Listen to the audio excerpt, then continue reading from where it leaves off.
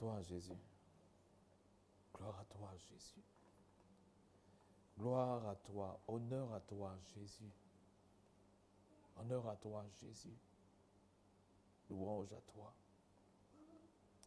Merci, Père. Au nom de Jésus. Amen. Nous allons nous rasseoir.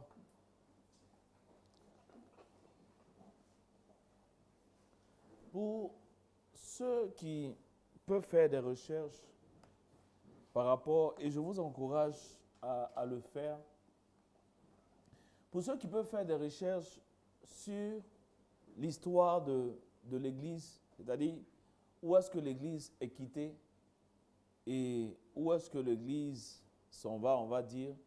Pour ceux qui font les recherches et qui ont eu à faire des recherches sur l'histoire de l'Église, ils vont se rendre compte qu'il y a des personnes qui ont été tuées.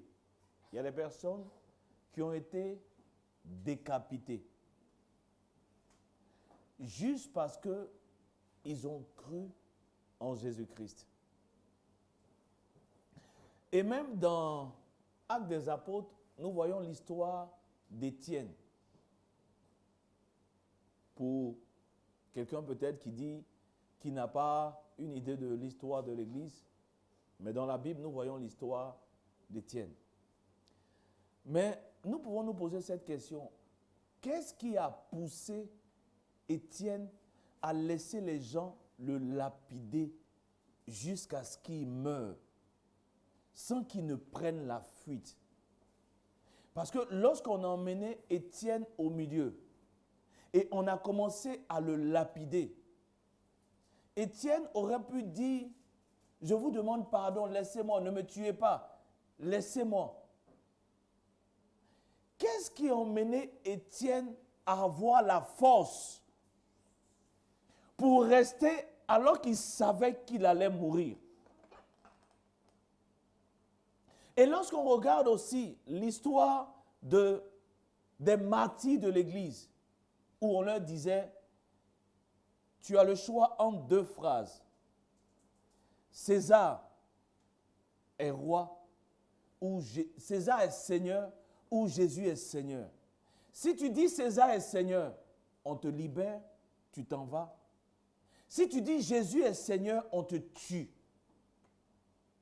Qu'est-ce qui a mené les personnes à dire, alors qu'elles savaient qu'elles allaient mourir, à prononcer cette phrase en disant Jésus est Seigneur? Qu'est-ce qui les a menés? Parce qu'ils auraient pu dire, ah, César est Seigneur, devant les gens. Et puis une fois qu'ils sont délivrés, ils vont se cacher pour dire, Seigneur, pardonne-moi. Tu sais qu'on allait me tuer. C'est à cause de ça que j'ai dit, César est Seigneur. Qu'est-ce qui emmène les gens à avoir une telle audace? C'est la vérité. C'est la vérité. La vérité de la parole. La vérité de l'évangile. C'est la vérité. C'est pourquoi Jésus dit, je suis le chemin, je suis la vérité.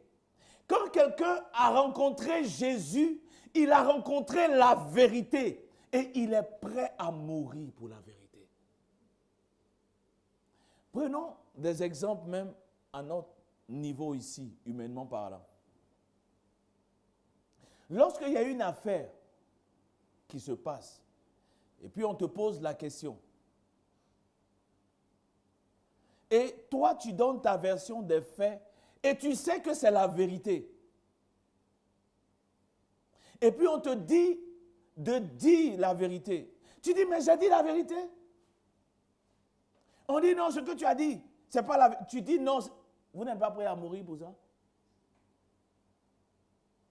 Même si on veut te chicoter, tu dis, je ne peux pas. C'est ce qui s'est passé, c'est ce que je vais dire. C'est la vérité. On dit non, ce n'est pas la vérité. Tu dis, mais c'est la vérité. Tu peux être en train de pleurer pour ça. Vous dites, mais c'est la vérité que je dis. Parce que tu sais que c'est comme ça les choses se sont passées. Qu'est-ce que nous sommes en train d'essayer de faire? Par la grâce de Dieu. Nous sommes en train d'essayer de découvrir la vérité qui rend libre. Nous sommes en train de courir pour que nous puissions découvrir la vérité qui nous rend libres. Pourquoi? Parce que selon la parole de Dieu, il est réservé aux hommes de mourir une fois, après quoi vient le jugement. Tous les hommes qui seront passés sur cette terre vont être jugés. Il y a un rendez-vous qui attend tous les hommes. Les gens pensent que c'est la mort qui est la fin. C'est faux. Non, ce n'est pas la mort qui est la fin. Et souvent, tu vois des choses comme quelqu'un qui, j'ai vu cette semaine, sur le groupe WhatsApp de la cité dans laquelle on est, il y a une dame il y a un monsieur qui a perdu sa femme très jeune. Et puis, j'ai vu, nous allons passer aux cérémonies de 40e jour, que son âme repose en paix. Ça me faisait rire. Son âme ne peut pas reposer en paix. Pourquoi?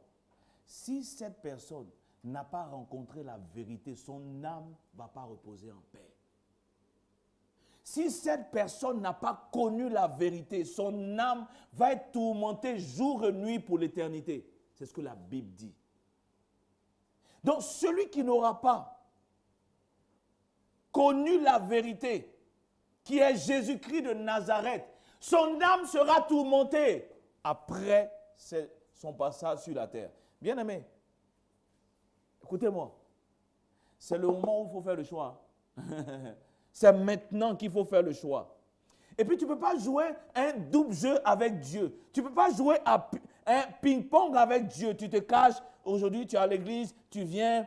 Non, je ne dis pas viens à l'église, je dis, il faut être sauvé par Jésus-Christ. Et être sauvé par Jésus-Christ commence par te repentir de tes péchés.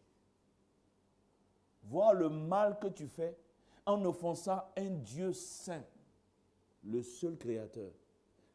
Ce n'est pas toi qui as fabriqué ta main, ce n'est pas toi qui as fabriqué tes yeux. Parce que ce n'est pas toi qui t'es fabriqué, tu vas rendre compte à celui qui l'a fait. Tu rendras compte, je rendrai compte pour l'utilisation de mes mains, de mes yeux, de mes pieds. Je rendrai compte de tout ce que j'ai dit de ma bouche. Dieu va faire asseoir tout le monde. Et il dit, tu vas rendre compte. Tu vas rendre compte pour ta vie. Tu rendras compte. Et pour ne pas venir à ce jugement où nous allons rendre compte, il y a une bonne nouvelle qui nous est adressée. La bonne nouvelle de Jésus-Christ par l'évangile. Mais cet évangile a été tellement perverti, a été un gros mensonge pendant des années. On nous a dit que si on venait à Jésus-Christ, on allait être très riche. Si on venait à Jésus-Christ, on n'allait plus avoir de problème sur la terre. Si on venait à Jésus-Christ, il allait nous faire voyager. Si on venait à Jésus-Christ, il allait nous donner ce que personne sur la terre ne peut nous donner. Et nous sommes venus à Jésus-Christ avec un intérêt bien clair dans notre cœur. Jésus va nous bénir. Ce n'est pas l'évangile. Ce n'est pas l'évangile.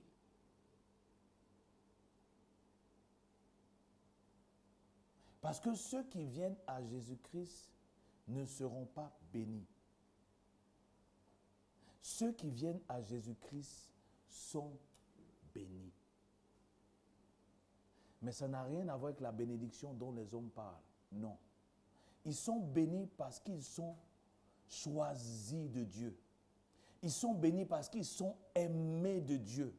Ils sont bénis parce qu'ils sont chéris de Dieu. Ils sont bénis parce que Dieu les regarde différemment en Jésus-Christ. Ils sont bénis parce que dorénavant, ils ont été adoptés comme enfants de Dieu. Il n'y a pas une plus grande bénédiction.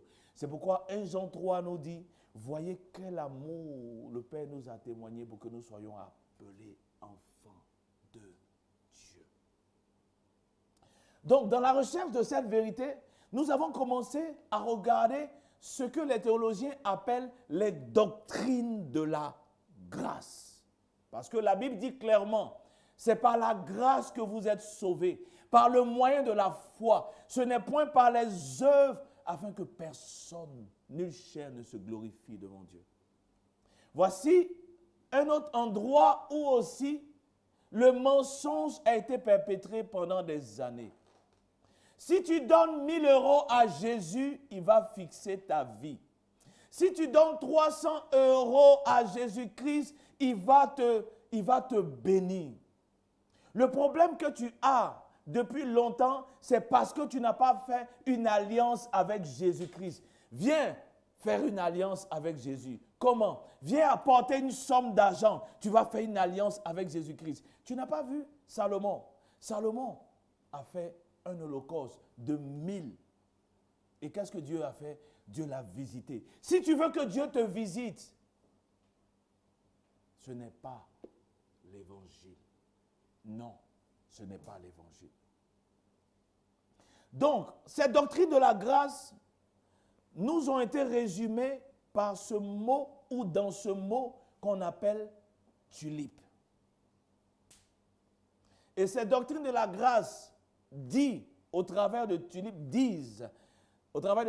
la lettre T, c'est la totale dépravation, qui dit que l'homme non seulement n'a pas la volonté, et la preuve il est en train de dormir, non seulement il n'a pas la volonté de suivre Dieu, mais il n'a pas la capacité de suivre Dieu. Il est vendu au péché. Par nature, l'homme est pécheur. L'homme n'est pas pécheur à cause de ses actions. Ce n'est pas les actions que l'homme pose qui font de lui un pécheur, mais c'est parce que l'homme est naturellement pécheur qu'il pose ses actions. C'est ce qu'on appelle la totale dépravation. D'où est-ce que cela est venu? Cela est venu de l'héritage de Adam. Romains 5 dit, comme par un seul homme, le péché est entré. Donc par un seul homme, le péché est entré et la condamnation, la dépravation va ensuite s'étendre à tous les hommes. Pourquoi? Les gènes de Adam ont transmis la nature adamique à tous les êtres humains. Et en transmettant la nature adamique à tous les êtres humains, ça transmet aussi la nature de péché à tous les êtres humains. Mais le verdict de Dieu, c'est que l'âme qui pêche doit mourir. C'est le verdict de Dieu. Et il n'y a pas de Dieu. Il y a un seul Dieu et c'est sa parole qui importe. L'âme qui pêche doit mourir. Dieu, en se présentant à Moïse, quand Moïse va lui dire, fais-moi voir ta gloire, Dieu va dire à Moïse dans Exode 34 une présentation de lui-même qui demeure jusqu'à aujourd'hui. Laissez-moi vous relire cette présentation que Dieu, le Dieu qui a fait les cieux et la terre, donne de lui-même à Moïse. Nous sommes en Exode 34.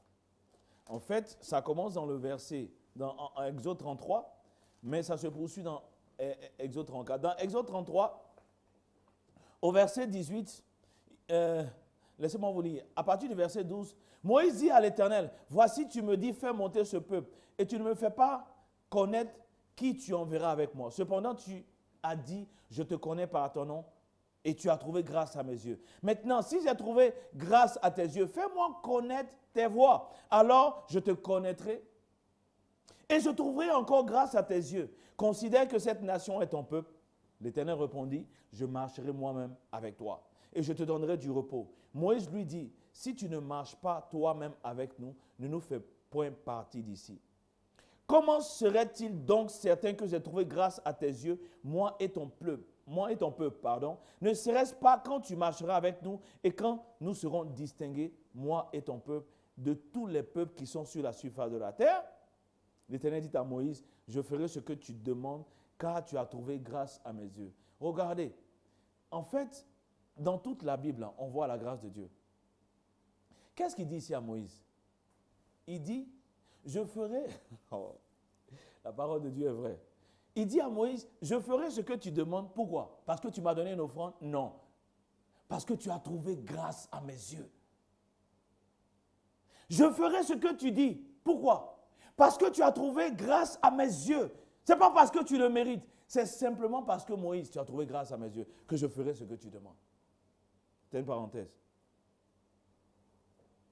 Il dit, je ferai ce que tu demandes car tu as trouvé grâce à mes yeux et je te connais par ton nom. Moïse dit, fais-moi voir ta gloire, verset 18. Fais-moi voir ta gloire. L'Éternel répondit, je ferai passer devant toi toute ma bonté, je proclamerai devant toi le nom de l'Éternel. Je fais grâce à qui je fais grâce et miséricorde à qui je fais miséricorde. Voici ce que Moïse demande. Je vois ta gloire. Et Dieu dit, je ferai passer devant toi toute ma bonté. Et là, on est en Exode 34. Au verset 5, l'Éternel descendit dans une nuée, se tint là auprès de lui et proclama le nom de l'Éternel. Et l'Éternel passa devant lui et s'écria, l'Éternel, l'Éternel, c'est Dieu qui est en train de se présenter. C'est Dieu qui est en train de montrer à Moïse qui il est. En fait, quand Dieu montre qui il est à Moïse, il est en train de faire voir sa gloire à Moïse. Alléluia. Ok, que Dieu nous aide. Et l'Éternel passa devant lui et s'écria, l'Éternel, l'Éternel, Dieu miséricordieux et compatissant, lent à la colère, riche en bonté et en fidélité, qui conserve son amour jusqu'à 1000 générations et qui pardonne l'iniquité, la rébellion et le péché, mais qui ne tient point le coupable pour innocent et qui punit l'iniquité des pères sur les enfants et sur les enfants des enfants jusqu'à la 3e et à la 4e génération. Aussitôt, Moïse s'inclina à terre et adora. Comprenez? Pourquoi Moïse s'incline? Parce que, ok, Moïse a été pris derrière les buissons. On est d'accord? Il a été pris derrière les buissons. Et quand Dieu a voulu l'envoyer, arrivé un moment, Moïse a discuté un peu avec Dieu. Vous comprenez? Moïse a dit non, je ne sais pas parler, envoie mon frère Aaron. Et là, Moïse se rend compte que, en fait, ce Dieu-là, il est plus terrible que je le pensais. Si Moïse savait ça de Dieu, Moïse n'allait pas le challenger au départ. Donc pourquoi Moïse, il dit waouh, donc tu m'as laissé, tu aurais pu me tuer. Parce que lorsque je regarde mes péchés, c'est mon interprétation, tu m'as laissé vivre. Pourquoi? Tu es miséricordieux. Tu as la liberté, il a la souveraineté pour te frapper immédiatement. Vous pensez que Ananias et Saphira, là, qui les a frappés? C'est Dieu. Mais si Dieu est souverain, donc il peut te frapper à n'importe quel moment. Il y a ce que les théologiens appellent common grace. Il y a une grâce commune qui fait que Dieu ne te frappe pas au moment où tu pêches. Vous me comprenez? Si Dieu frappait au moment où tu pêches, personne n'allait lui demander des comptes. Parce qu'il est le seul Dieu. Il n'y a pas d'autre Dieu que lui. Quand vous regardez par exemple, lorsque les fils d'Aaron, ce passage m'a marqué, ont péché, et puis Dieu les a frappés. On dit, Aaron n'a pas ouvert sa bouche. Parce que Aaron savait qui était Dieu. Pourquoi? Parce que déjà, lorsqu'ils étaient en train de venir, et quand Aaron a fait le veau d'or, Aaron a vu ce que Dieu a fait. Donc, Aaron, je pense qu'en ce moment-là, il avait une bonne leçon de Dieu. Donc, quand Dieu frappe ses enfants, Aaron ferme la bouche. Vous comprenez? Donc, ce Dieu-là, miséricordieux et compatissant, nous sauve au travers de ce qu'on appelle les doctrines de la grâce. Il nous sauve par la grâce. Et cette grâce est expliquée au travers de cette doctrine que nous sommes en train de voir. Totale dépravation. Et dans cette totale dépravation, depuis un moment, nous sommes en train de comprendre que, à la vérité, avant même de dire que nous allons prendre une décision de nous repentir de nos péchés, Dieu nous a apporté un éclairage. C'est ce qu'on appelle la régénération. C'est parce que Dieu nous a ouvert les yeux sur la gravité de nos péchés que nous nous sommes repentis. C'est pourquoi lorsque vous lisez Actes des Apôtres, il dit Dieu leur accorda la repentance. Dieu accorde la repentance à qui?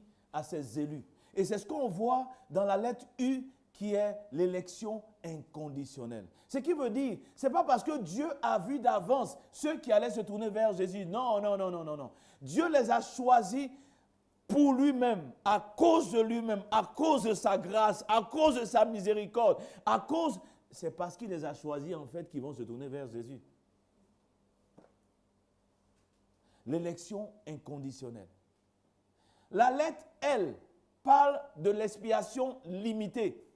Ça veut dire, Jésus dit, le bon berger donne sa vie pour ses brebis. Ça veut dire clairement que Jésus n'est pas mort pour tous les hommes sur la terre. Jésus est mort pour ses brebis.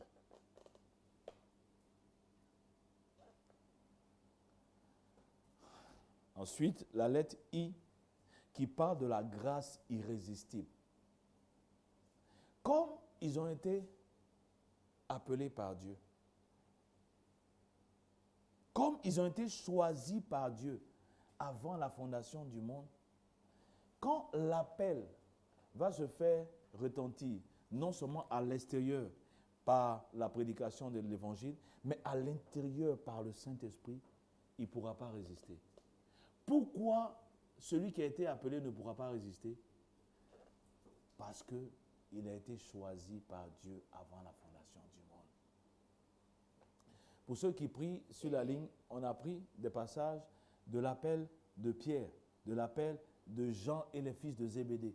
Ils sont avec leur père, ils sont en train de réparer leur filet. Quand Jésus arrive, il dit « Suivez-moi ». Ils laissent leur filet et ils suivent Jésus. Pourquoi?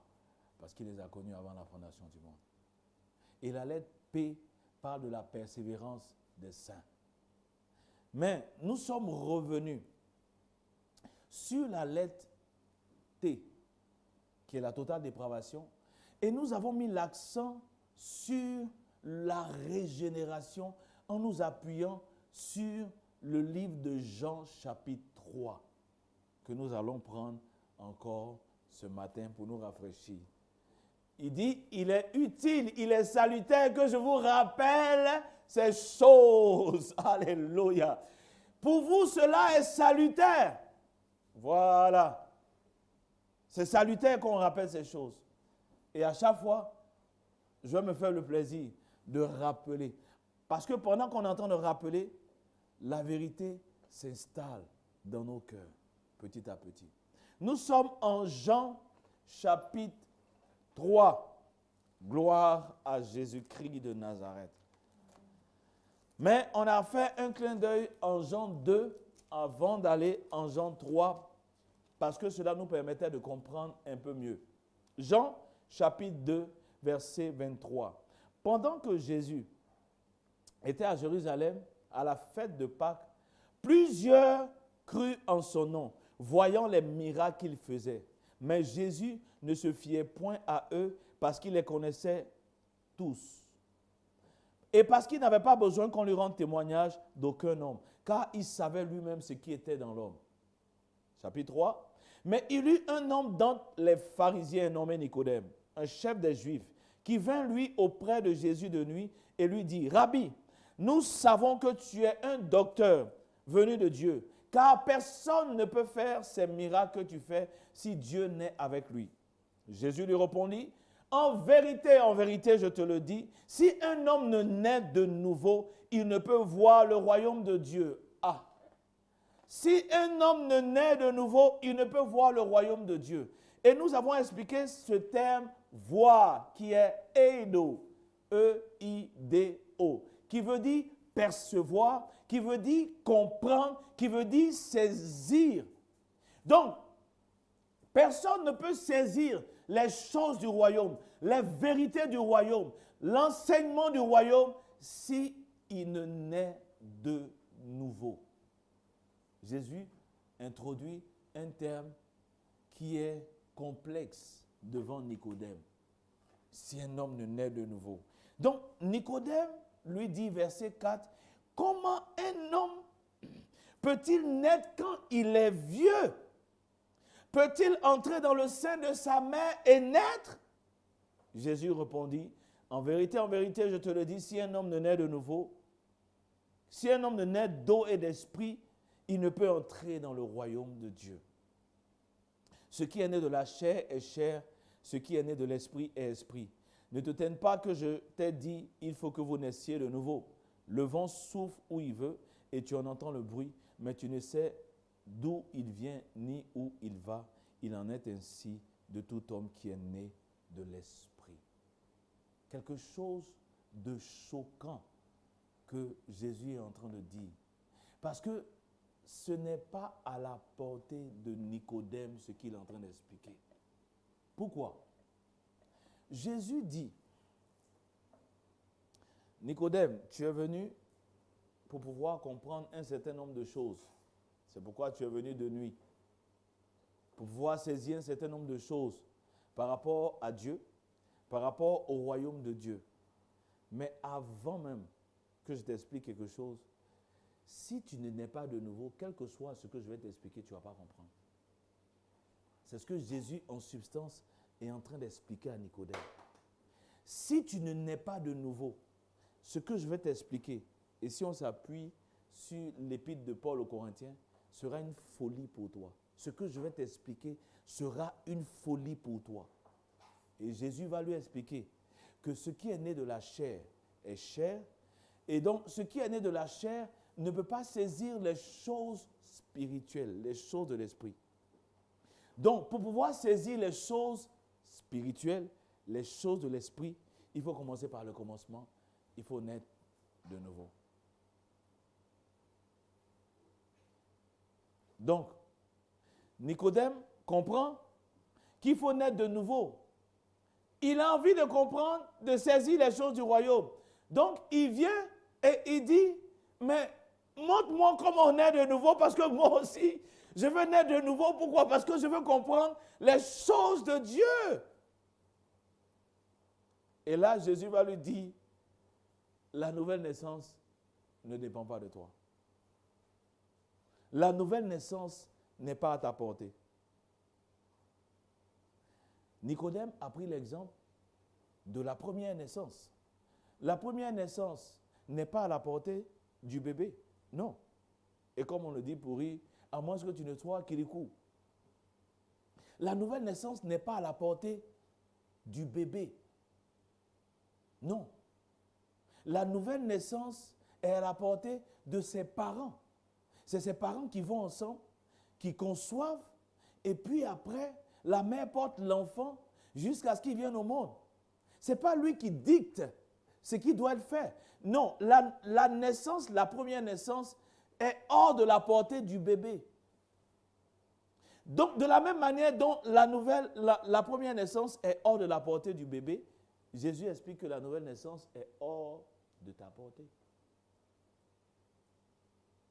Et en comprenant ça, on comprend que, et on peut comprendre par là que tout ce qu'on a compris avant, tout ce qu'on avait pensé avant, que c'est quelqu'un qui doit se décider, qui doit aller, avant il faisait de mauvaises actions, change de vie,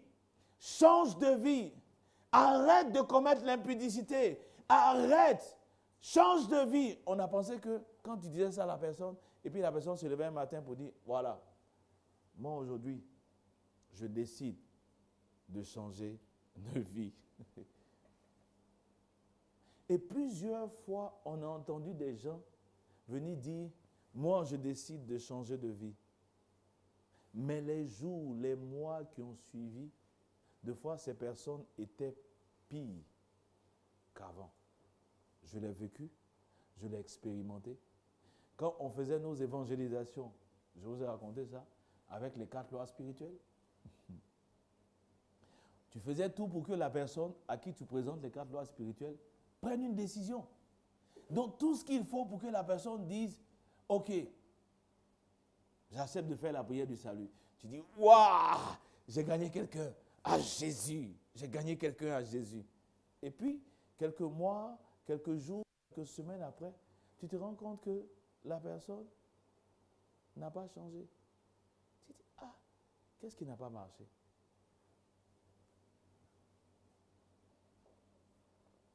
Qu'est-ce qui n'a pas marché? En vérité, je te le dis, si un homme ne naît d'eau et d'esprit, la source, c'est l'esprit. C'est l'esprit.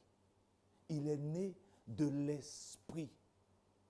De la même manière dont la première naissance, tu nais d'un homme et d'une femme. Pour la seconde naissance, tu nais de l'esprit.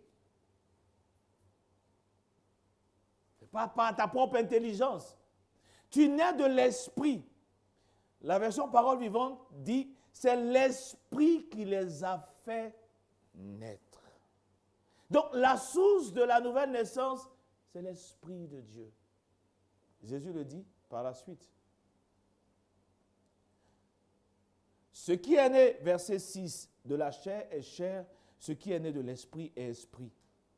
Ne t'étonne pas que je t'ai dit, il faut que vous naissiez de nouveau. Le vent souffle où il veut et tu en entends le bruit, mais tu ne sais d'où il vient ni où il va. Il en est ainsi de tout homme qui est né de l'esprit.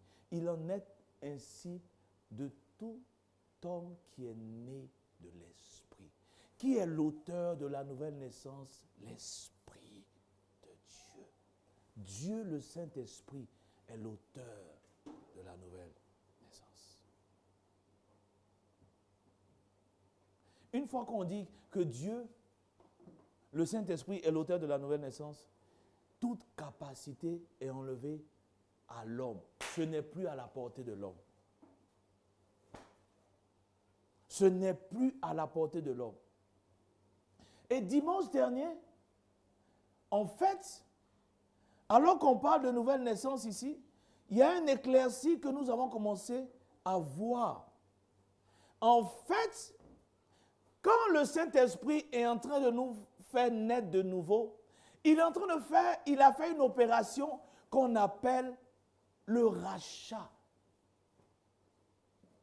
Encore une fois, et ce matin, si le temps le permet, on va voir que le rachat n'est pas à la portée de l'objet qu'on en rachète. On va le voir, par la grâce de Dieu. Donc, il est en train de nous faire naître de nouveau, ou encore, il nous a rachetés. Il nous a rachetés. Donc, c'est parce qu'il nous a rachetés qu'il nous a fait naître de nouveau. Oh, alléluia. La parole de Dieu est vraie. Et je vous ai expliqué, j'ai introduit la dernière fois pour dire qu'en fait, la notion du rachat n'était pas nouvelle. La notion du rachat existait déjà dans l'Ancien Testament. La pensée de racheter était déjà dans l'Ancien Testament et on le voit avec le peuple d'Israël. Bien-aimés, écoutez-moi très bien. En quoi c'est important de comprendre le rachat? Comprendre le rachat va t'emmener à mieux percevoir ce que Dieu a fait, va t'emmener à mieux percevoir ce que tu es en Jésus-Christ. Me comprenez? Je prie le Seigneur. Je prie vraiment le Seigneur qu'il ouvre notre esprit. On a prié pour ça tout à l'heure, pour qu'on puisse comprendre. Allons dans l'Ancien Testament d'abord. Allons dans Ésaïe 43 et on va commencer au verset 1. Non, commençons par Deutéronome. Deutéronome 9, verset 26. Que Dieu nous aide, que Dieu, le Seigneur, nous aide. Deutéronome 9, verset 26.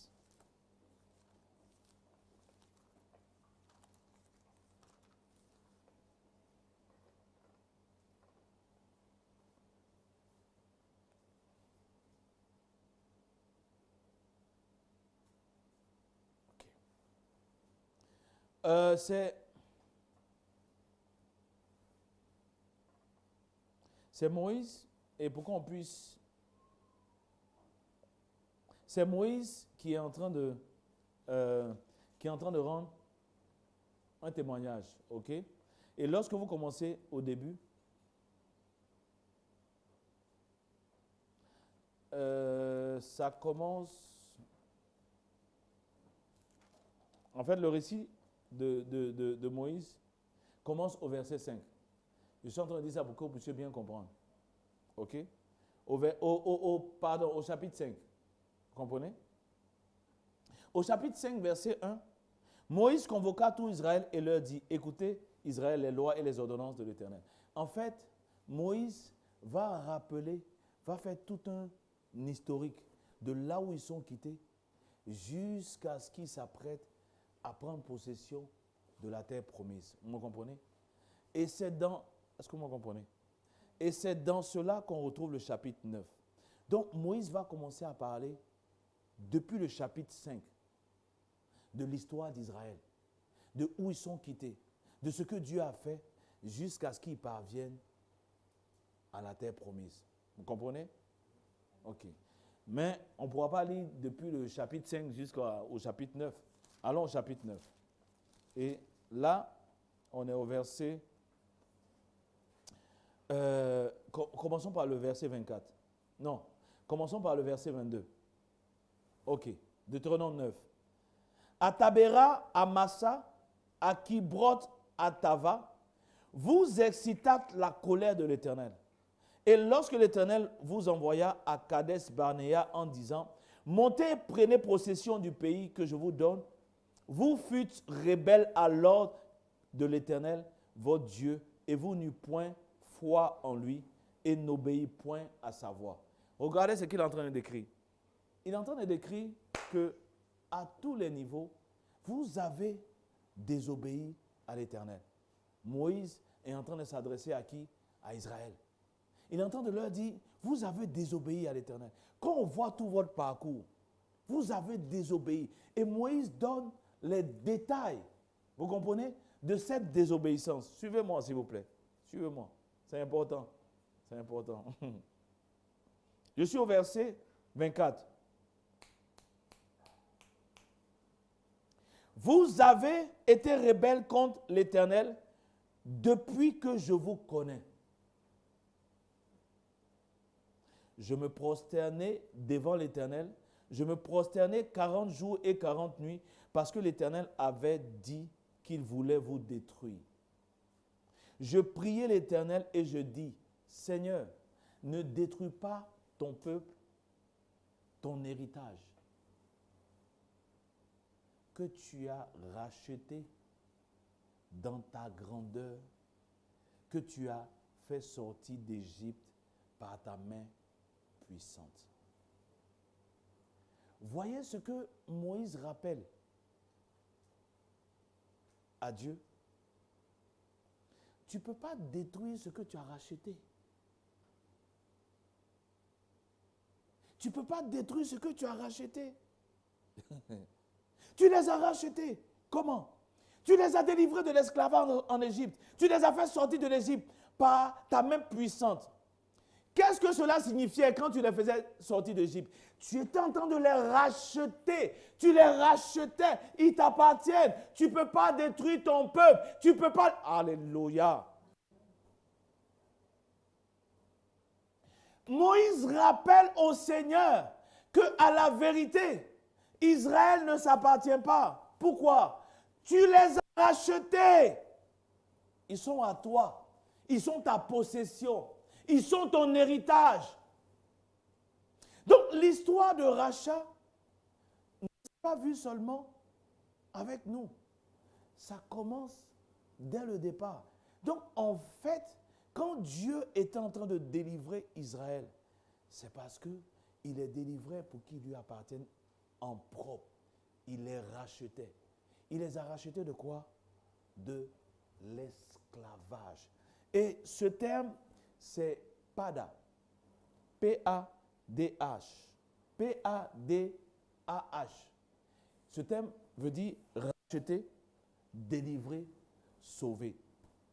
On voit ce terme-là dans 48 versets de l'Ancien Testament. Et on le voit aussi dans Ésaïe 29, verset 22. Prenons Ésaïe 29. Je prie que le Seigneur nous fasse grâce. Je prie que le Seigneur nous ouvre les yeux. C'est vraiment ma prière. Parce qu'une fois que tu saisis par la grâce de Dieu, non, ta vie change. Ta compréhension de l'évangile change. Ésaïe 29. On est au verset 22. Ok. Ésaïe 29. Il dit,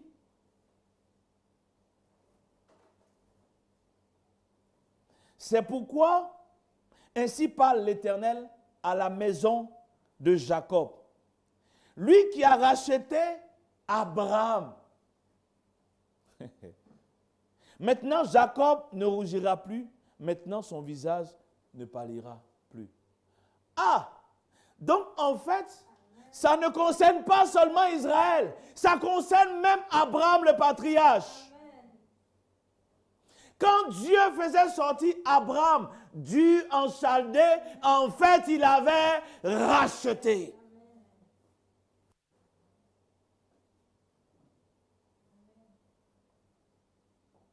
Donc, vous comprenez que la relation qui lie Abraham à Dieu, la relation qui lie tout le monde à Dieu, c'est le rachat pour une appartenance. Vous allez voir ça dans les versets. En fait, une fois que Dieu te rachète, tu ne t'appartiens plus. Tu lui appartiens.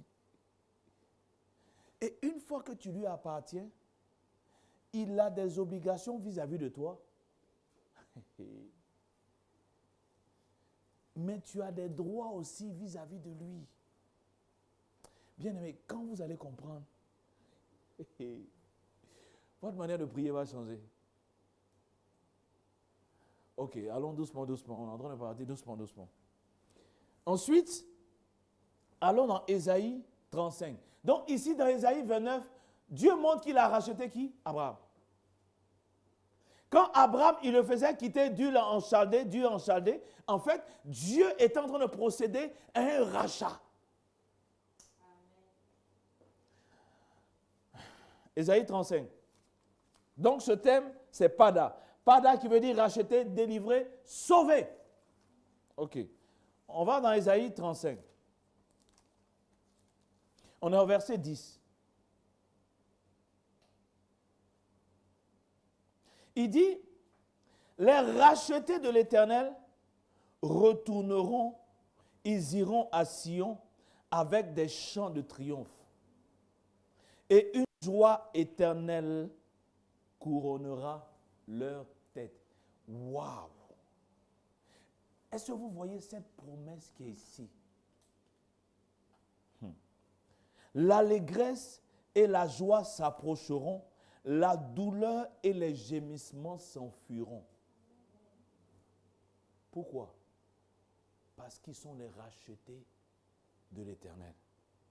Pas parce qu'ils ont donné 1000 €. Pas parce qu'ils ont fait une offrande. Mais parce qu'ils sont rachetés de l'Éternel. Voici une promesse extraordinaire que nous voyons ici. Les rachetés de l'Éternel retourneront, ils iront à Sion avec des chants de triomphe et une joie éternelle. Alléluia.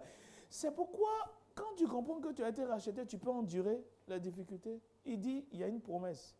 Il y a une joie éternelle qui couronnera.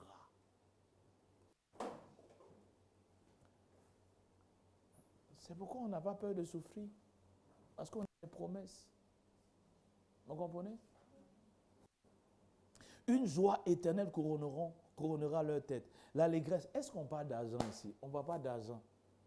On ne parle pas de biens. On ne parle pas de matériel. On parle d'allégresse. On parle de joie. On parle de quelque chose qu'on ne peut pas attraper, saisir, mais quelque chose qui est au-dedans de nous, qu'aucun homme ne peut voler, arracher. Personne ne peut enlever cela.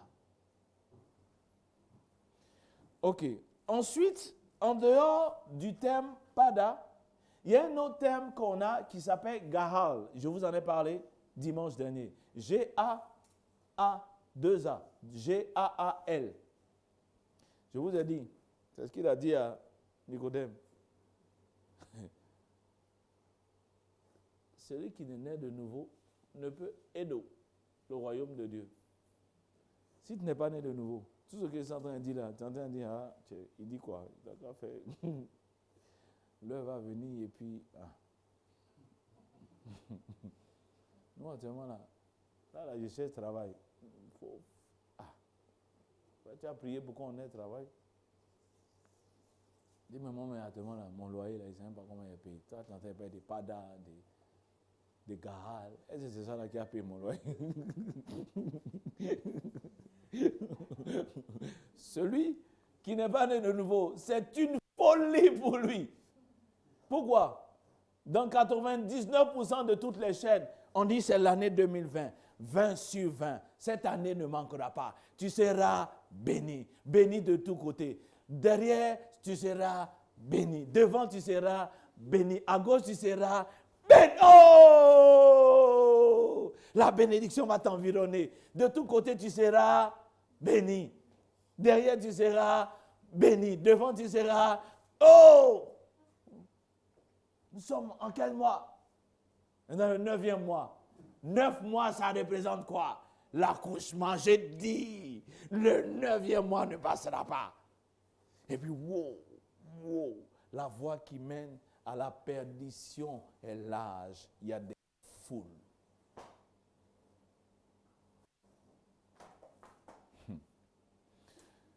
Nous sommes en Ésaïe 43. Retournons. Allons à Ésaïe 43. Et puis on va lire aussi Ésaïe 44. Donc ce thème Gahal, nous l'avons dans 84 versets. Ésaïe 43, verset 1. Il dit, ainsi parle maintenant l'Éternel, qui t'a créé, ô Jacob, celui qui t'a formé, ô Israël. Ne crains rien, car je te rachète, je t'appelle par ton nom, tu es à moi. Et là, on commence à apercevoir en fait quel est le but du rachat. Dieu dit, ne crains rien. C'est moi qui t'ai formé. Ne crains rien. Je te rachète. Je t'appelle par ton nom. Tu es à moi. Bien-aimé, lorsque tu vas et puis tu achètes quelque chose avec ton argent, ça t'appartient ou ça ne t'appartient pas? Pourquoi on achète les choses? Pour que ça nous appartienne. C'est pour ça qu'on achète. Donc, il est en train de dire à Jacob, ne crains rien. Je t'ai formé, je te rachète. Tu m'appartiens, tu es à moi. Mais vous pensez que ça peut produire quoi dans le cœur de Jacob? Mais ça produit une assurance quand Dieu dit, je te rachète. Je te rachète. Tu m'appartiens. Tu es à moi. Peut-être qu'à ta première naissance, tu es né à Djoukru.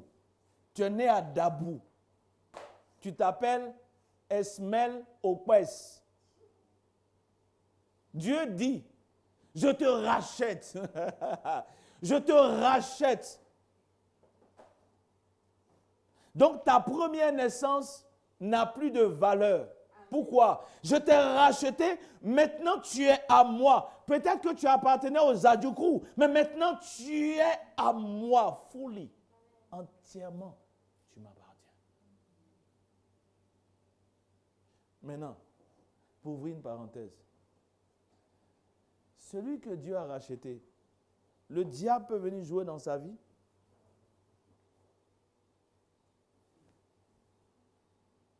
Mon frère, il faut que tu passes à la délivrance. Il faut que tu passes à la délivrance. Ça, c'est un esprit de mort. Je dis, c'est un esprit de mort. Il veut voler ta bénédiction. Il veut voler tes trucs. C'est un esprit de mort. Hein? Donc, celui qui a racheté là, donc il regarde un esprit de mort venir se promener dans la vie de celui qui l'a racheté. How come? Je dis, lorsque tu vas comprendre, lorsque nous allons comprendre, la délivrance, ça se fait seul même. Vous connaîtrez la vérité et la vérité vous affranchira. Peut-être que tu ne savais pas que tu avais été racheté, mais tu vas comprendre. Si tu es né de nouveau, hein, il dit si tu es né de nouveau. Voilà. Si tu n'es pas né de nouveau, tu n'as pas été racheté. Bon, ton papa, c'est le monsieur. Lui, il ne t'a pas encore release, il ne t'a pas encore relâché. Tu es sa propriété. Donc, elle dit, allez, insulte. Et puis tu insultes. Il dit, mets-toi en colère. Garde tout. Et puis tu sais que je suis. Toi, tu me connais. C'est affaire de Jésus. Attends, on va enlever habit de Jésus. Là, toi, tu vas voir ici. Ceux qui ont été rachetés, ils n'ont pas porté habit. Ça, c'est parce qu'on est à l'église. Si on quitte l'église ici, là, toi, tu peux me parler? Ça, c'est qui? Ça, ce n'est pas ceux qui ont été rachetés. Ça, c'est ceux qui ont été prêtés.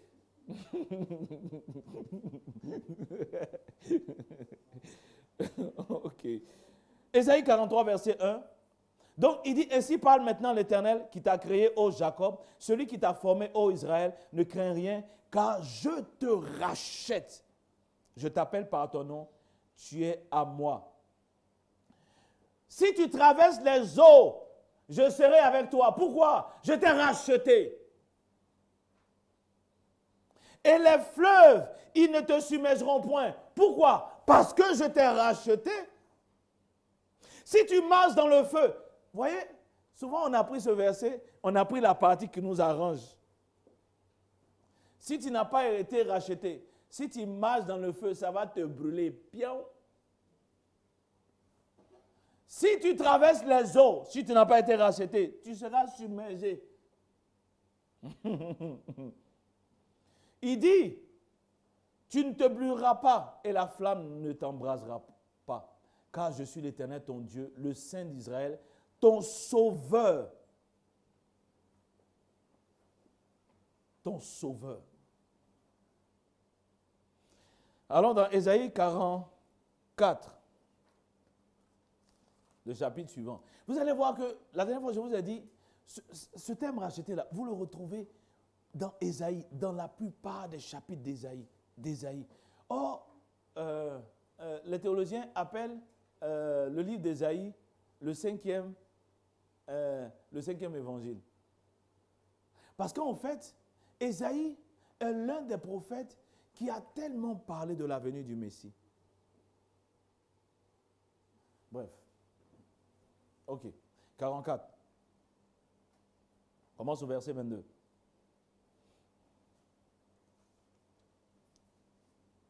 Commençons au verset 21. Souviens-toi de ces choses, ô Jacob, ô Israël, car tu es mon serviteur. Je t'ai formé, tu es mon serviteur. Israël, je ne t'oublierai jamais. J'efface tes transgressions comme un nuage et tes péchés comme une nuée. Reviens à moi, car je t'ai racheté.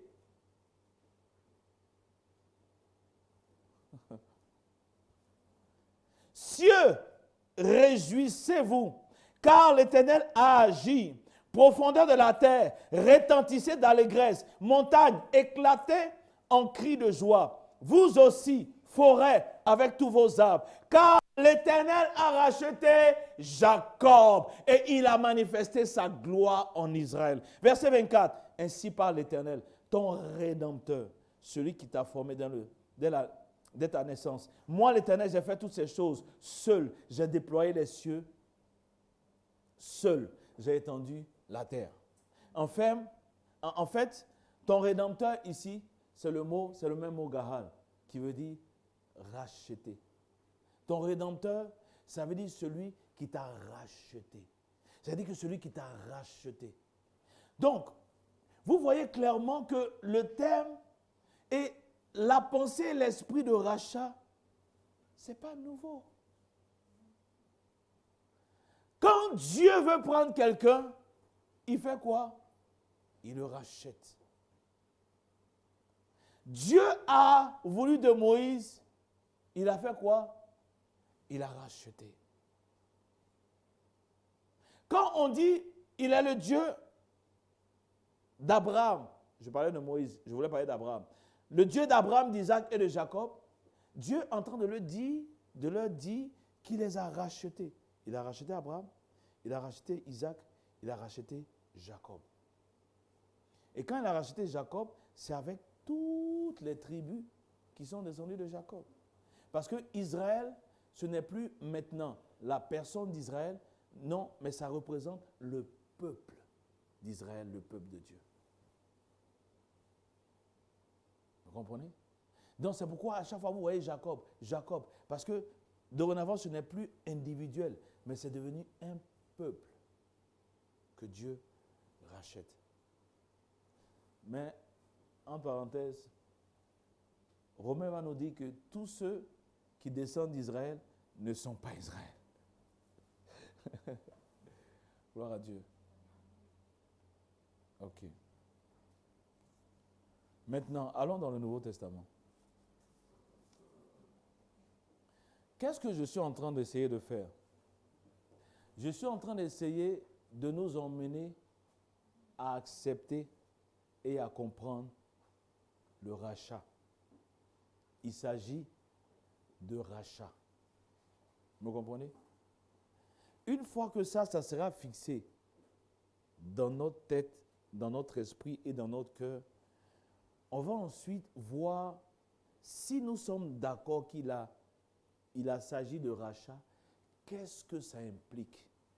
Et c'est là où je vais en venir en fait. Donc pour l'instant, on est en train d'asseoir quelque chose.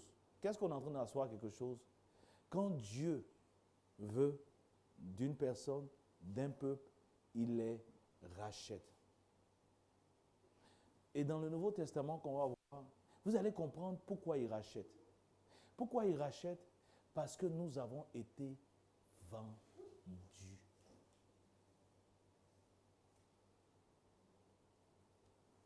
Dieu rachète parce que en Adam, la création a été vendue. La désobéissance d'Adam a entraîné la vente des hommes. C'est pourquoi le diable peut faire dans la vie de ceux qui ne sont pas rachetés ce qu'il veut. Pourquoi? Parce qu'ils ont été vendus. Et vous voyez que ce terme-là est très souvent, on le voit souvent dans la Bible, mais ce terme parle de marché, d'esclavage, parce que c'était très courant dans leur époque. Aujourd'hui, on ne comprend pas, parce que aujourd'hui, nous ne voyons pas de marché d'esclaves. Vous comprenez? Mais dans l'époque de la parole, dans leur époque, c'était courant. Ça veut dire qu'on voyait ça souvent. Tu pouvais aller au marché, comme tu vas à Saint-Valentin ici, là. Et puis, à côté, il y a un marché où il y a des hommes qui sont là, ils sont à vendre.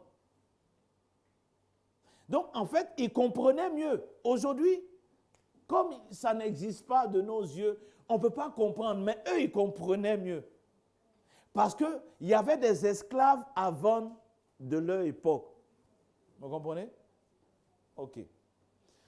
Nous sommes dans le Nouveau Testament et le premier thème que nous allons voir, il y a 30 versets, C'est le terme agorazo. Agorazo qui veut dire racheter, qui veut dire sauver. Et la dernière fois, on l'a vu dans Apocalypse. Aidez-moi. 5, verset 9. Très bien, mon frère. Merci beaucoup. Allons dans Apocalypse 5, verset 9.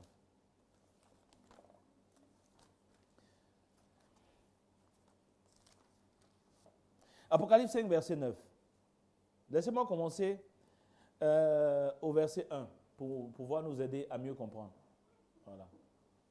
Merci, Landry. Merci. Parce que ça va les aider à sauver leurs âmes. Voilà. Si c'était pour regarder TikTok, vous n'allez pas dormir.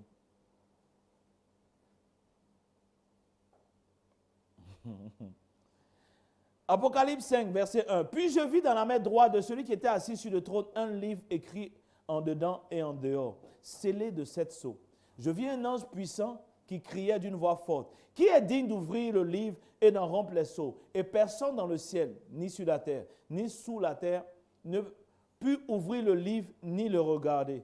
Et je pleurais beaucoup de ce que personne ne fut trouvé digne d'ouvrir le livre ni de le regarder. Et l'un des vieillards me dit, ne pleure point. Voici, le lion de la tribu de Juda, le rejeton de David, a vaincu pour ouvrir le livre et ses 7 sceaux.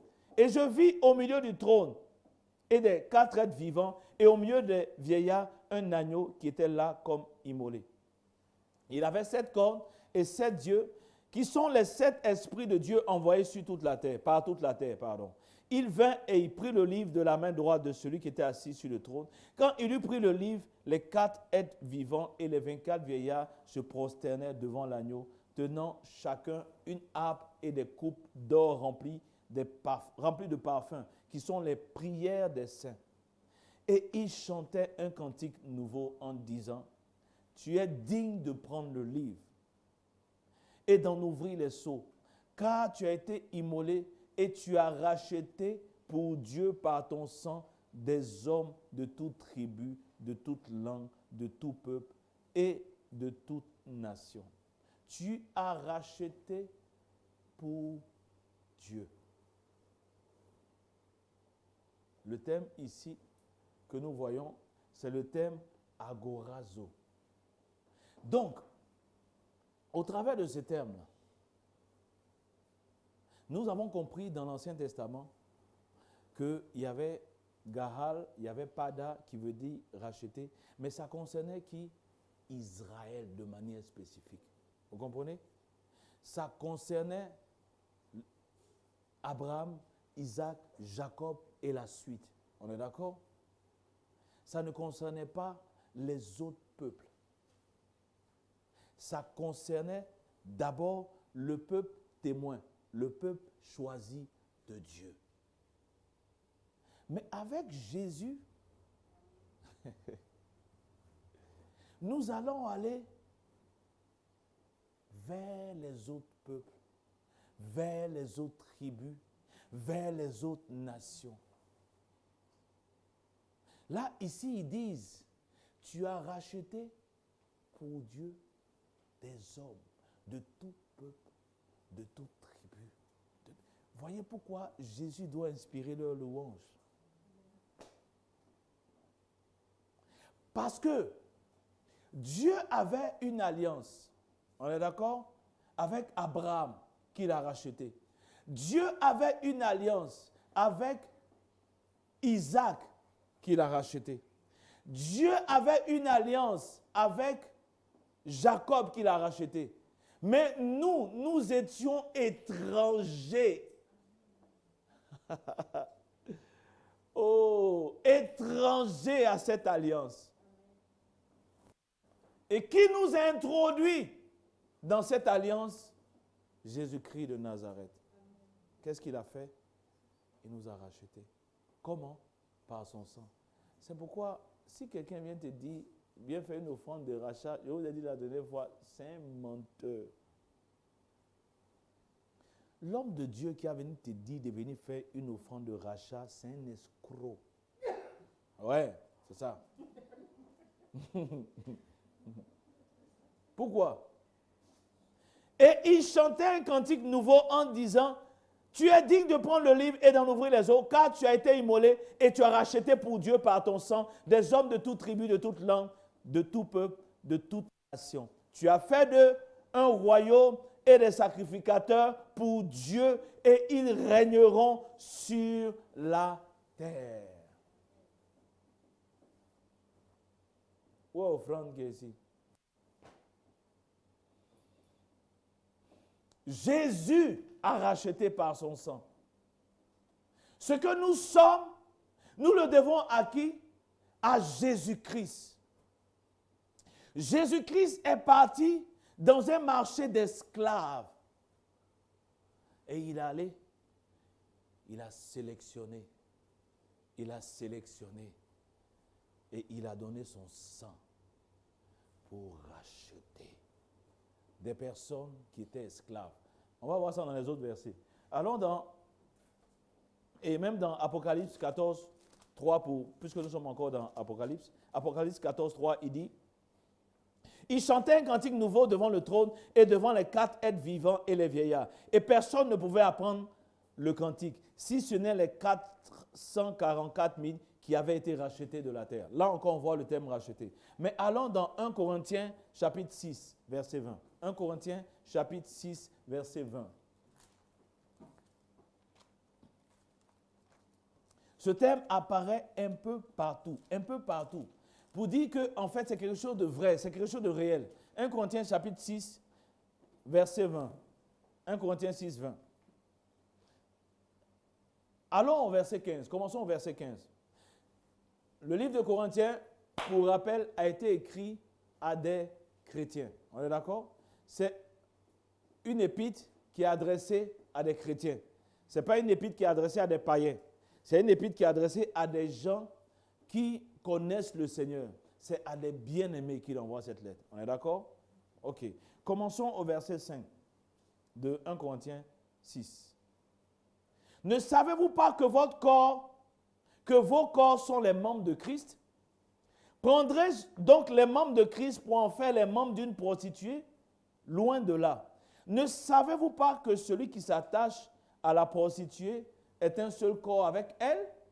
Car, est-il dit, les deux deviendront une seule chair.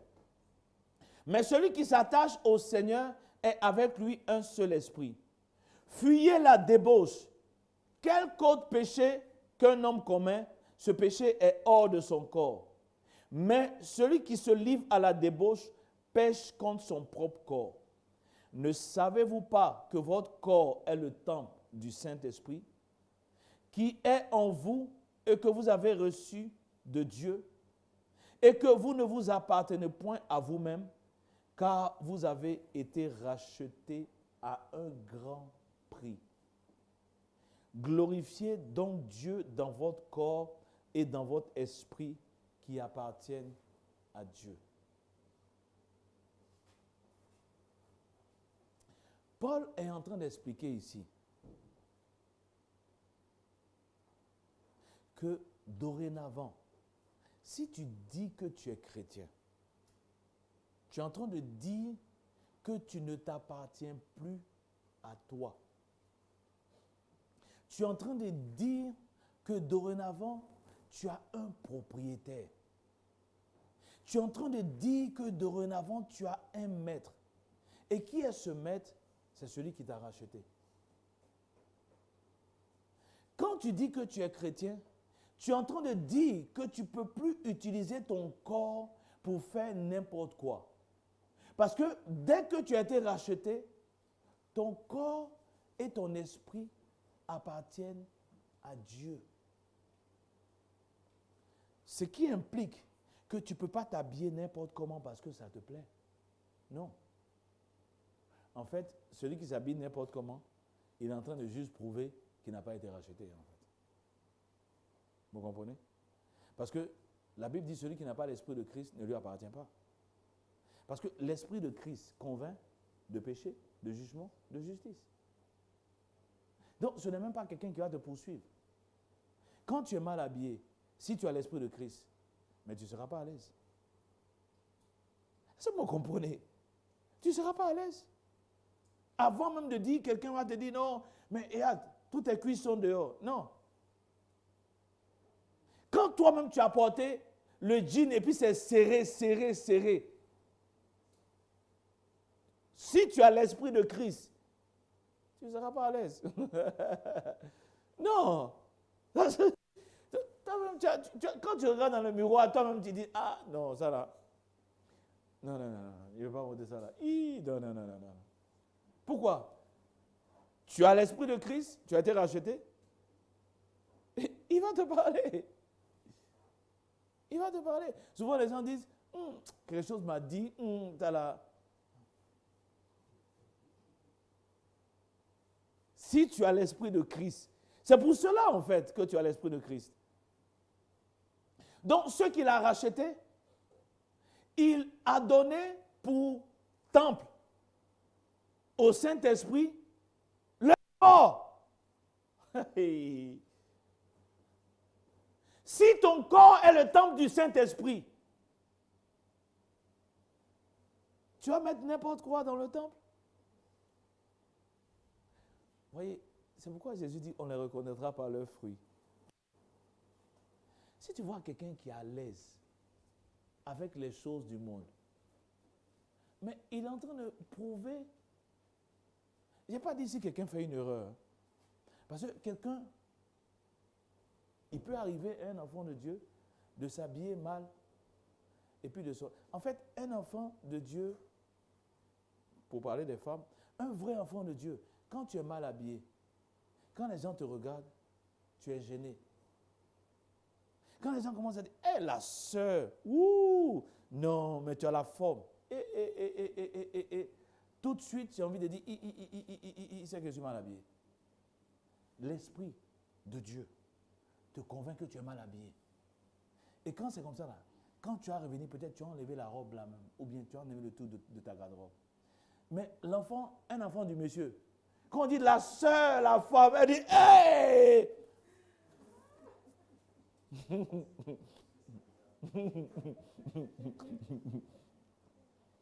Quand tu es l'enfant du monsieur, en fait, quand on t'en sent, c'est là même, tu dis, hey!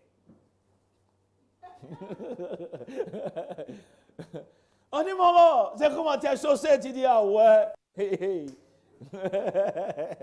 Ouais, croco.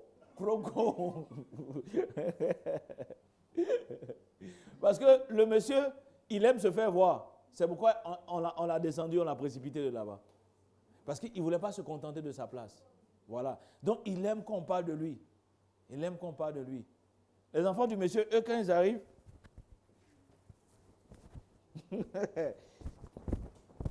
on dit, ouais, Giorgio Armani.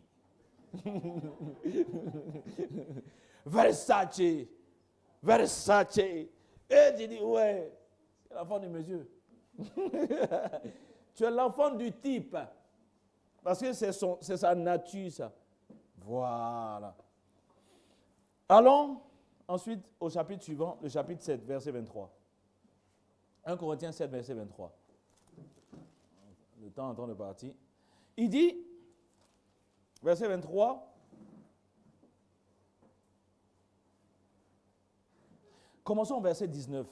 La circoncision n'est rien et l'incirconcision n'est rien, mais l'observation des commandements de Dieu est tout.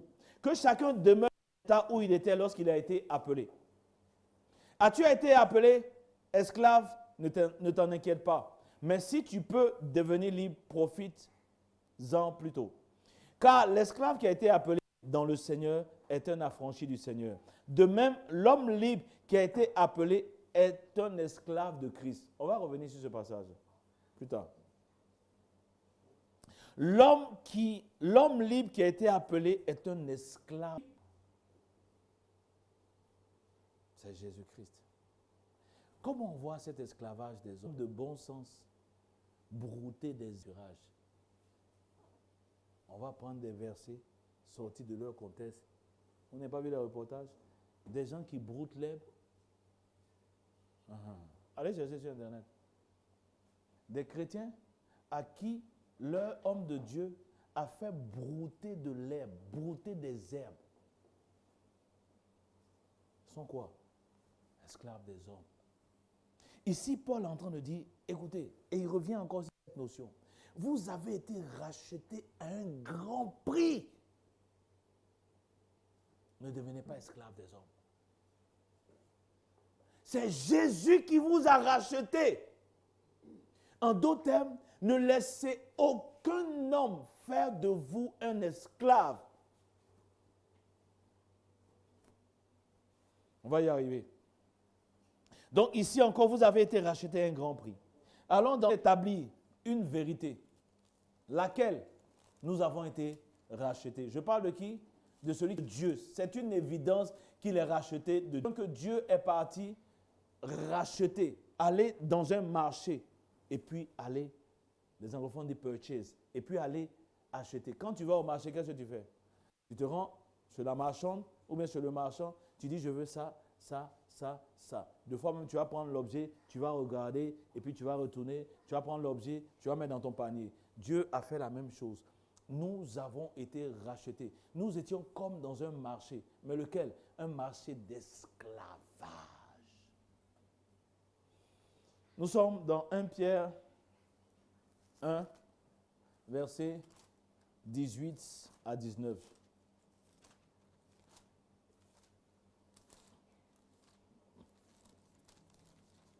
1 Pierre 1.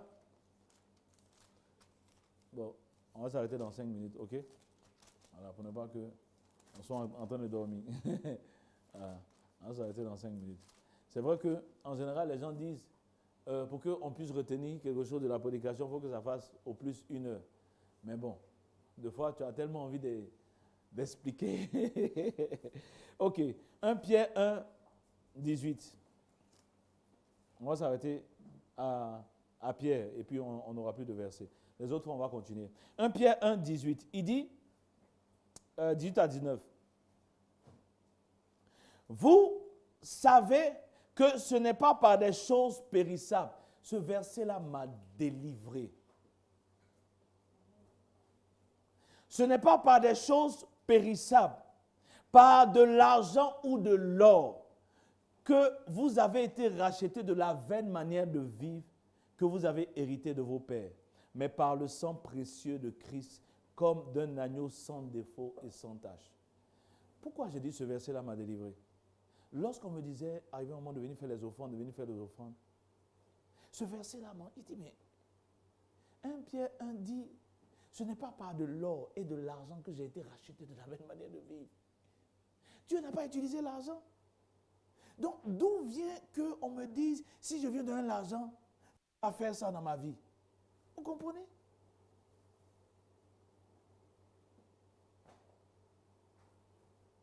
Dieu, ok.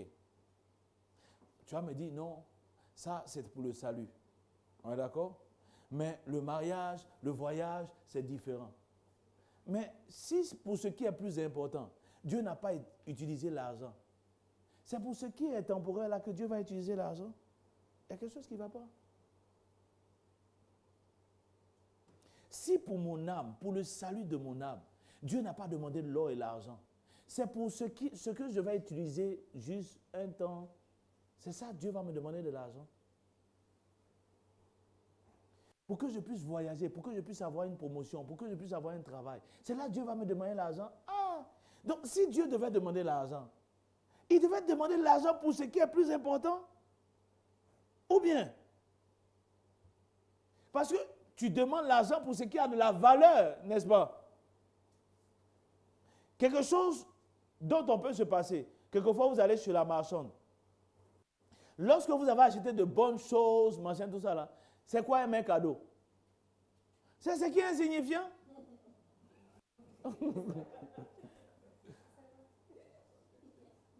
Donc Dieu, ce qui est important là, il nous donne ça cadeau. Maintenant, ce qui est insignifiant, il dit donne l'argent. C'est pas logique. Même la vendeuse de tomates là même, quand il vient là, elle a choisi les bonnes tomates, elle a mis. C'est payant. Maintenant, quand tu as fini là, elle regarde la tomate qui est cassée là, elle prend un pied, elle met dessus. Ça là, tu peux dire tu veux, tu peux dire tu veux pas, c'est cadeau. Voilà. Si tu veux parler, elle dit, est-ce que tu as payé? Tout ce que je suis en train de te donner cadeau, tu veux te plaindre. Donc, Dieu va donner ce qui est important là. Cadeau. Et puis maintenant, ce qui est cassé, poto là. C'est ça, il va dire, viens faire une offrande de 1 000 euros. Ce n'est pas logique. Non, ce n'est pas logique. Il dit, vous savez que ce n'est pas par des choses périssables, par de l'argent ou de l'or, que vous avez été rachetés de la vaine manière de vivre que vous avez hérité de vos pères, mais par le sang précieux de Christ, comme d'un agneau sans défaut et sans tache. Donc avant, si quelqu'un vient te dire, viens faire offrande, il faut lui montrer le passage. Le dernier passage, 2 Pierre 1. Et puis 2 Pierre 2, verset 1. On va s'arrêter là. 2 Pierre 2, verset 1. 2 Pierre 2, verset 1. 2 Pierre 2, verset 1. Il dit, il y a eu parmi le peuple de faux prophètes, et il y aura de même parmi vous de faux docteurs, qui introduiront sournoisement des sectes pernicieuses, et qui, régnant le maître qui les a rachetés, attireront sur eux une ruine soudaine. Ok, bien aimé, écoutez-moi. Ce que je suis en train d'essayer d'expliquer depuis ce matin, c'est que depuis l'Ancien Testament, comme dans le Nouveau, Dieu a posé une action. Quelle est cette action? Dieu a racheté. Dieu a racheté Abraham. On l'a vu. Pourquoi Dieu rachète? Parce que les hommes ont été vendus au péché. C'est pourquoi Dieu est un homme de droit. Un homme, Seigneur, pardonne-moi. Dieu est un Dieu de justice. Il aime la droiture. Vous comprenez?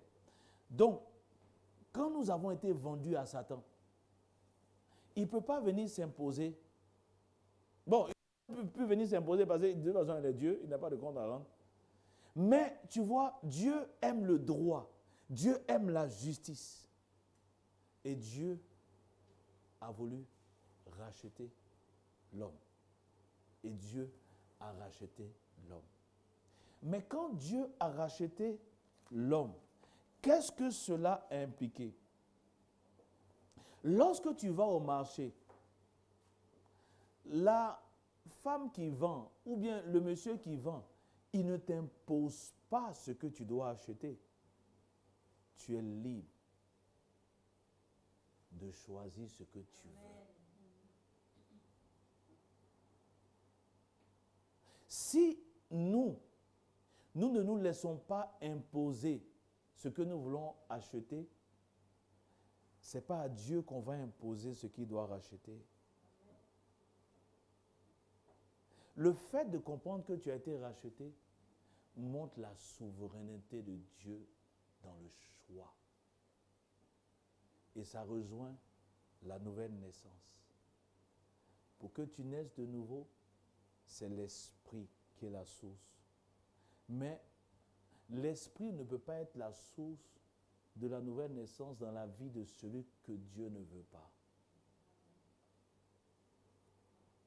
C'est pourquoi les théologiens nous parlent de l'élection inconditionnelle.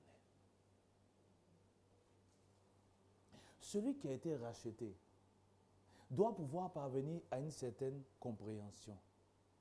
Tu n'as rien fait. Tu n'as rien fait. C'est pure grâce si tu as racheté. Ce n'est pas parce que tu étais mieux que les autres, mais c'est parce que son amour s'est posé sur toi. C'est parce que son affection s'est posée sur toi. Tu n'étais pas méritant.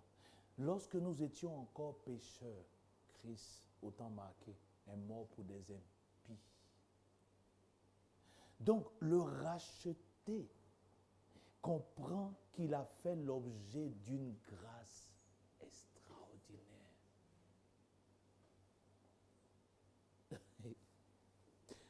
Ça n'a rien à voir avec pose telle action. Non. Non.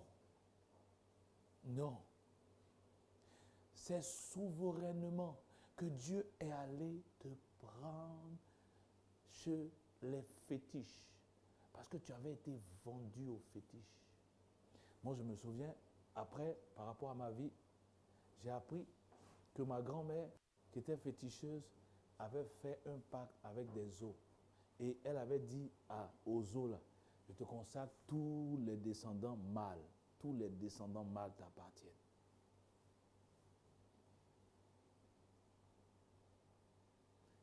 Mais ce qui est extraordinaire, c'est qu'au moment où elle faisait ça, elle ne savait pas qu'avant la fondation du monde,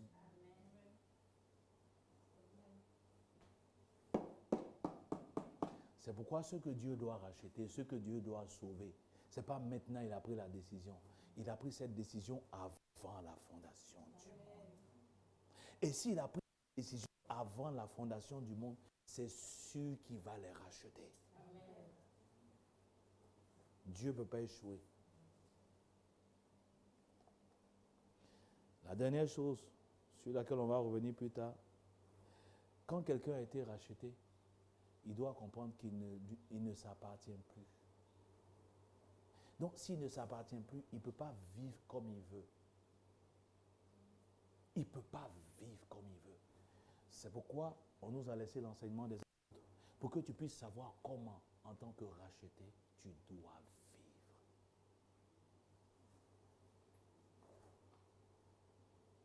C'est pourquoi il y a les pasteurs, pour qu'ils prennent ça, qu'ils ne changent pas, pour te dire, pour te rappeler.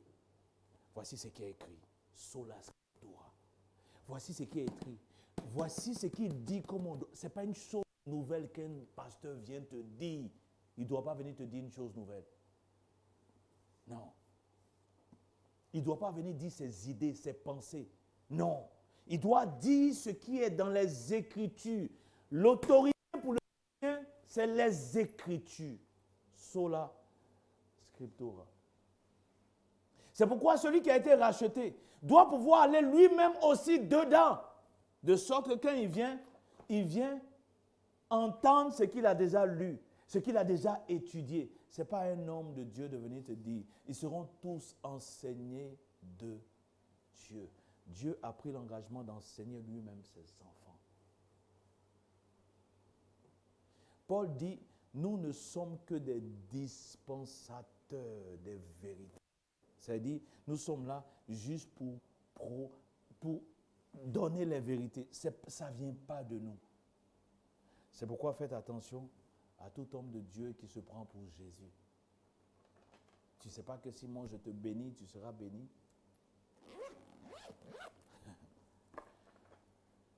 Nous avons été rachetés à un grand prix. Et nous voulons dire merci au Seigneur qui nous a rachetés.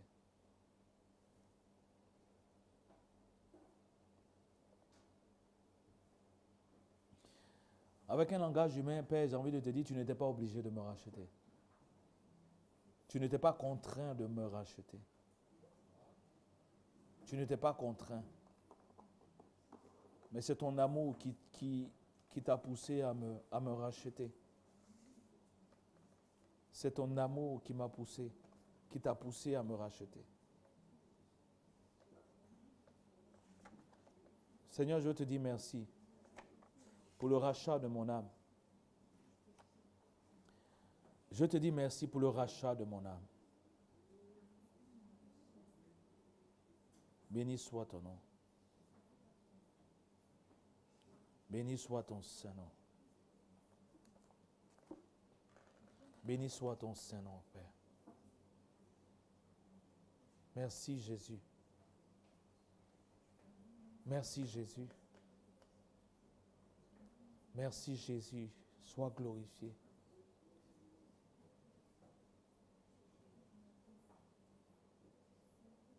Merci Jésus. À toi la gloire, ô ressuscité. À toi la victoire pour l'éternité. À toi la gloire, à toi la gloire, ô ressuscité. À toi la victoire pour l'éternité. Brillant de lumière,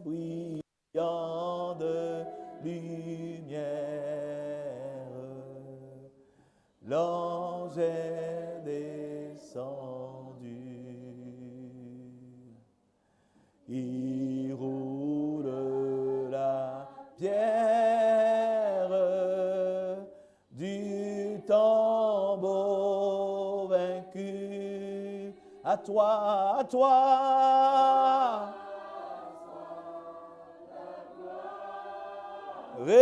ressuscité. À toi la victoire. Victoire pour l'éternité. À toi la gloire, à toi la gloire, ressuscité.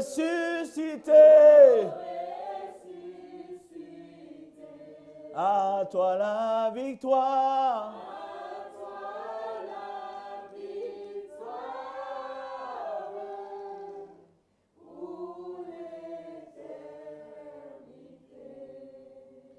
Éternel, tu dis, ce n'est pas par de l'or ou de l'argent que nous avons été rachetés, mais par le sang précieux de Jésus-Christ. Que nous puissions garder dans notre cœur que nous ne nous appartenons plus, que nous ne nous appartenons plus, que nous avons été rachetés pour Dieu par le sang de Jésus-Christ. Que cette vérité jaillisse dans nos cœurs. Que cette vérité soit plantée dans nos cœurs. Nous ne nous appartenons plus. Nous avons été rachetés par le sang précieux de Jésus. Et nous devons glorifier Dieu dans notre corps et dans notre esprit. Merci pour ce matin. Merci pour tout ce que tu nous as donné de saisir, de comprendre. Merci Jésus. Merci pour ton œuvre unique. Ton œuvre irremplaçable, l'œuvre de la croix qui m'a racheté, qui m'a délivré, qui m'a sauvé. Tu es mon Rédempteur et je te rends